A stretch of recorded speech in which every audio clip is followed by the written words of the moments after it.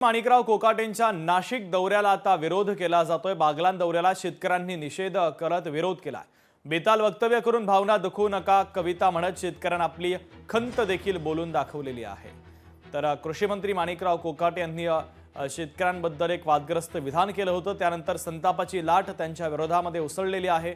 शेतकरी देखील संतप्त झाल्याचं आपल्याला पाहायला मिळतं। आता बागलाणमध्ये त्यांचा दौरा होता, त्या दौऱ्याला शेतकऱ्यांनी विरोध केलेला आहे। बेताल वक्तव्य करणारे कृषी मंत्री आज बागलाण तालुक्यामध्ये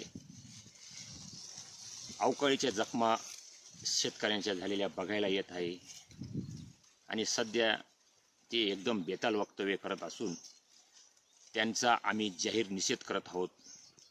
त्यांनी निदान सटाण्याला येऊन तरी शेतकऱ्यांच्या जखमेवर मीठ सोडू नये एवढीच मी अपेक्षा करतो। लोकशाही मराठी ऐका, पहा, जागरूक रहा।